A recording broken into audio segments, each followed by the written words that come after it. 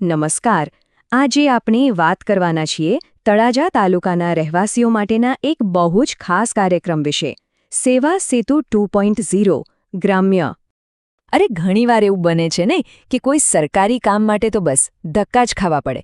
આખો દિવસ જાય, કચેરીઓના ચક્કર કાપવા પડે અને છેલ્લે પાછા હાથ ખાલી.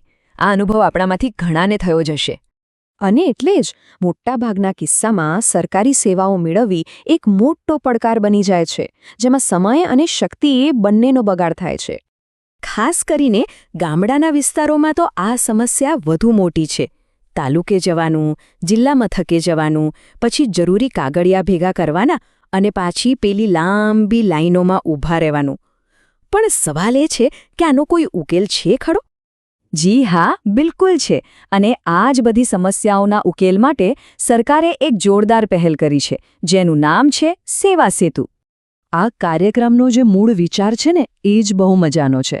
અહીં આપણે સરકાર પાસે નથી જવાનું, પણ સરકાર ખુદ ચાલીને આપણા ઘર આંગણે આવે છે. હવે વિચારો, આનાથી કામ કેટલું સરળ થઈ જાય, બરાબર ને? એકદમ સાદી ભાષામાં સમજીએ તો સેવા સેતુ એટલે શું? તો કે એક એવો કેમ્પ જ્યાં બધા જ અલગ અલગ સરકારી ખાતાના સાહેબો અને અધિકારીઓ સીધા ગામમાં આવે અને લોકોની જે પણ અરજીઓ હોય, જે પણ કામ હોય, એનો ત્યાં ને ત્યાં જ ઓન ધ સ્પોટ નિકાલ કરી આપે. મતલબ બધા જ સાહેબો એક જ જગ્યાએ, અને એ પણ આપણા ગામમાં જ. આનાથી વધુ સારું શું હોઈ શકે? તો ચાલો હવે જરા આ કાર્યક્રમની બધી જ વિગતોને બારીકાઈથી સમજી લઈએ, જેથી કોઈ પણ જરૂરી વાત આપણાથી છૂટી ન જાય. આ જુઓ, આ છે કાર્યક્રમની સત્તાવાર જાહેરાત. તળાજા તાલુકાના વહીવટી તંત્ર તરફથી આ બહાર પાડવામાં આવી છે.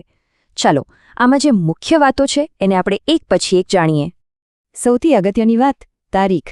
તો તારીખ નોંધી લેજો, શનિવાર 7 માર્ચ 2026. અને સમય છે સવારના 9 વાગ્યાથી. અને હા, એક વાત ખાસ યાદ રાખવા જેવી છે.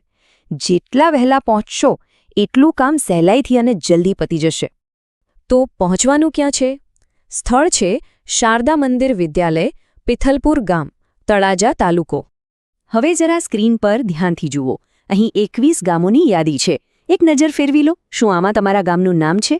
જો જવાબ હા હોય તો બસ આ તકને હાથમાંથી જવા દેવાય જ નહીં. ચાલો હવે સૌથી રસપ્રદ વાત પર આવીએ કે આખરે આ એક જ દિવસમાં એક જ જગ્યાએ કઈ કઈ સેવાઓ મળવાની છે. ચાલો જોઈએ. અરે વાહ! જુઓ, જે દાખલા કઢાવવા માટે આપણે ઓફિસોના ચક્કર કાપવા પડે છે ને, એ બધા જ પ્રમાણપત્રો, જેમ કે આવકનો દાખલો, જાતિનો દાખલો, નોન ક્રિમી લેયર, ડોમિસાઇલ, એટલું જ નહીં, સિનિયર સિટીઝનના દાખલા પણ અહીં સ્થળ પર જ કાઢી આપવામાં આવશે. એના પછી આવે છે કાર્ડ સંબંધિત સેવાઓ. રેશન કાર્ડમાં નામ ઉમેરવું છે, કમી કરાવવું છે કે પછી કોઈ સુધારો કરાવવો છે, એ કામ પણ થશે. અને હા, આધાર કાર્ડમાં મોબાઈલ નંબર કે પછી ફિંગરપ્રિન્ટ અપડેટ કરાવવાનું કામ પણ ત્યાં જ થઈ જશે. હજી તો ઘણું બધું છે, જેમ કે પ્રધાનમંત્રી જન આરોગ્ય યોજના એટલે કે PMJAY-માં રજિસ્ટ્રેશન કરાવવું હોય, વિધવા સહાય કે વૃદ્ધ પેન્શન માટેની અરજી કરવી હોય, કે પછી ખેતી અને પશુપાલનને લગતી સરકારી યોજનાઓનો લાભ લેવો હોય, આ બધું જ કામ એક જ જગ્યાએ થશે. અરે, નવું વીજળીનું કનેક્શન લેવા માટેની અરજી પણ અહીં જ સ્વીકારાશે. તો હવે સવાલ એ થાય કે આ બધી સેવાઓનો લાભ લેવા માટે કરવાનું શું છે? ચિંતા ના કરશો, પ્રક્રિયા એકદમ સીધી અને સરળ છે. જુઓ, ફક્ત 3 જ સહેલા સ્ટેપ્સ છે.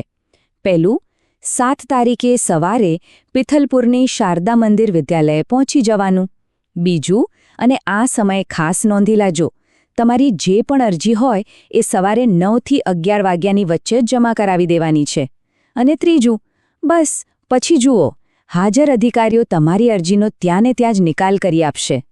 એટલે કે કોઈ બીજા ધક્કા નહીં, કોઈ લાંબી રાહ નહીં, તમારું કામ એ જ દિવસે એ જ જગ્યાએ પૂરું. તો પછી આટલી સરસ તકનો લાભ લેવા માટે સૌ તૈયાર છે ને? સાચું કહું તો સેવા સેતુ આપણા બધા સરકારી કામોને સરળ બનાવવા માટેનો એક સુવર્ણ અવસર છે. તો ચાલો આપણે બધા આ તકનો પૂરેપૂરો લાભ લઈએ અને આપણો કિંમતી સમય અને શક્તિ બંને બચાવીએ.